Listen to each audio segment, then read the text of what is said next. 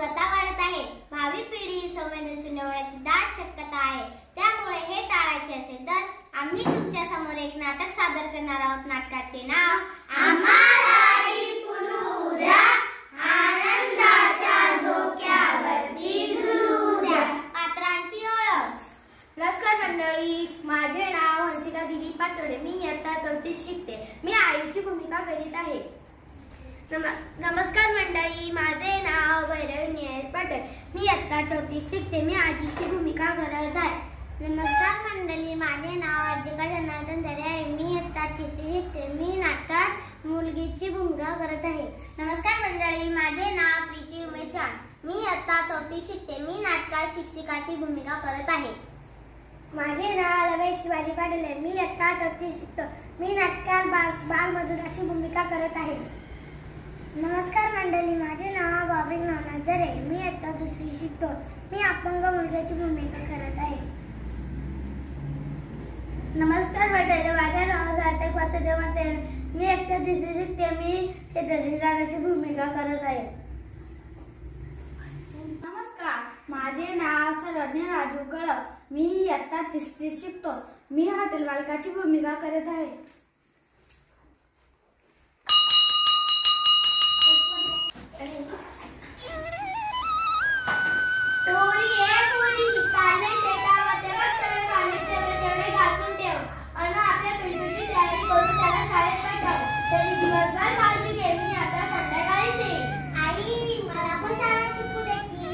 शिकवलं की तुला 4थी बनू. आता शाळेला नाव आहे, दुसऱ्या गावाला जायला लागते.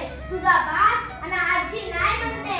आई तू समजावून सांग ना त्यांना. मी शाळा शिकून मोठी झाली म्हणून आमच्या शाळेवर डॉक्टरी म्हणू का? किती मजा आहे लोकांचा विलास करी.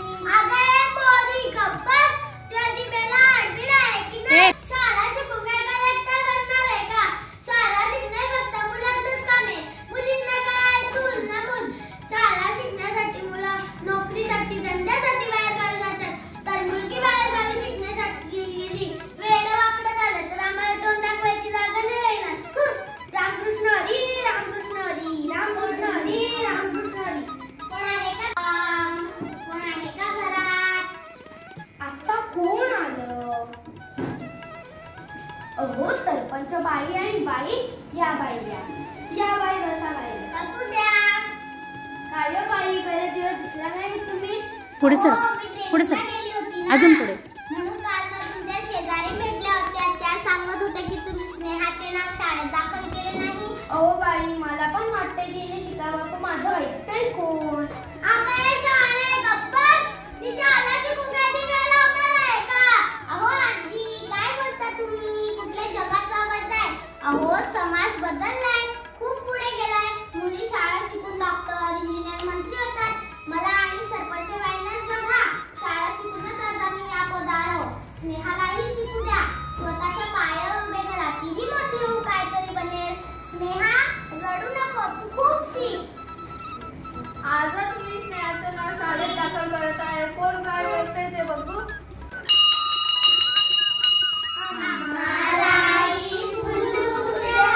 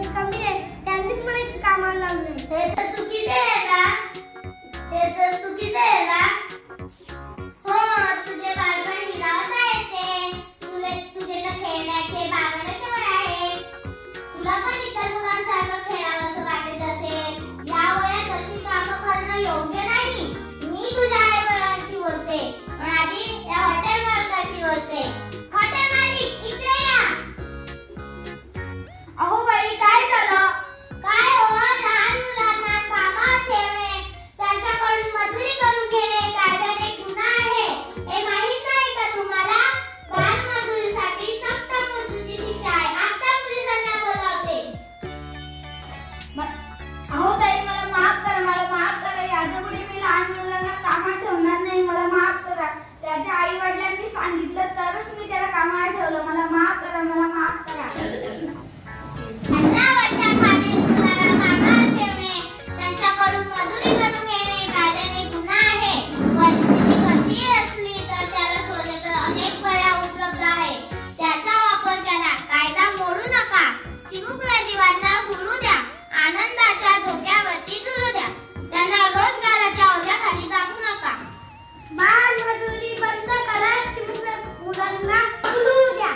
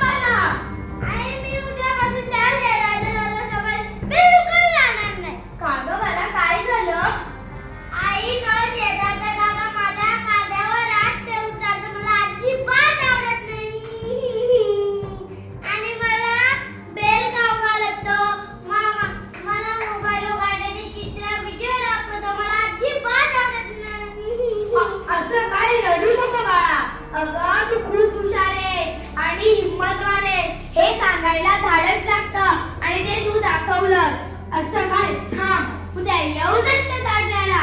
आपण दोघी मिळून त्याला फार जाऊ. आणि खरंच ना? हो बाळा, नक्की.